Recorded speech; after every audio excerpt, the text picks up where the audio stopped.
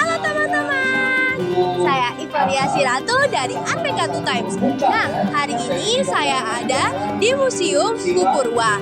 Dan hari ini juga bertepatan dengan acara penutupan Museum Festif Kadanza.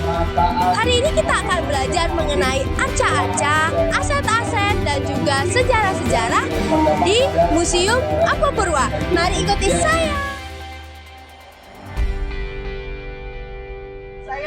Nah teman-teman, sebelum kita memasuki Museum Pupurwa, ada hal yang membuat saya salfok nih. Di depan pintu masuk dari museum ada relief yang menceritakan kerajaan di masa lampau. Contohnya sebelah sini.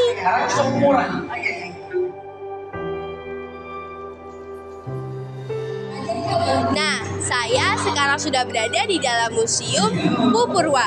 Saat kalian memasuki museum ini, kalian akan disambut oleh arca yang sangat besar ini, bernama Brahma Caturmuka. Brahma Caturmuka digambarkan duduk dengan sila dan juga berkepala 4 yang masing-masingnya menghadap pada mata angin.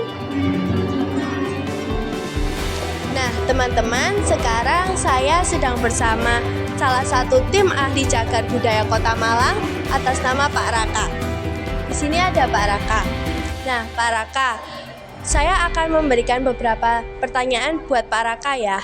Yang pertama, apa sebenarnya fungsi dibangunnya Pupurwa untuk khayal umum?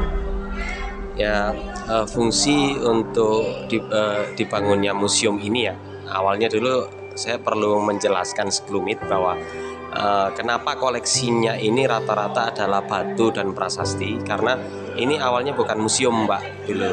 Jadi ini adalah Balai Penyelamat Benda Cagar Budaya Masa Klasik dan Prasejarah.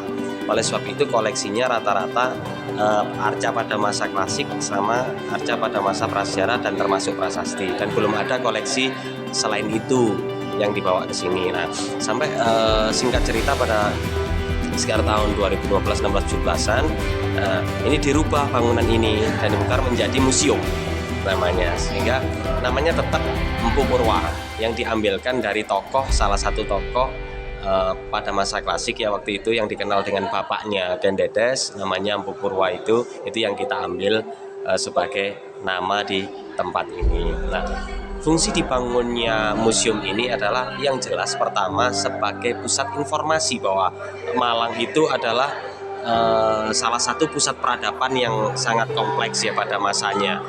Buktinya apa? Benda-benda ini tinggalannya. Nah, yang kedua salah satunya seperti ini, seperti mbaknya dan teman-teman untuk edukasi. Sebenarnya hanya 2 itu. Terus ada lagi fungsi lain untuk pariwisata. Ada lagi fungsi lain untuk kesenian seperti yang tadi di depan.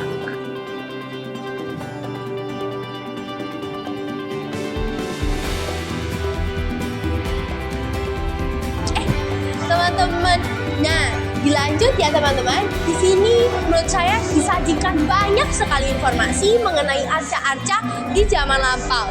Contohnya seperti ini, banyak sekali bukan? Dan hal ini menurut saya sangat informatif karena kita bisa melihat sambil bermain.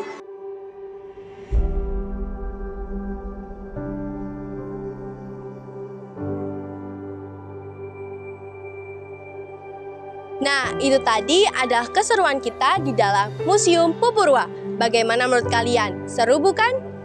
Kesimpulan yang bisa kita ambil adalah budaya di Indonesia sangat beragam, maka kita harus pandai-pandai menjaga ya. Dan kita harus mengunjungi salah satu museum yang ada tentang budaya-budaya di Indonesia.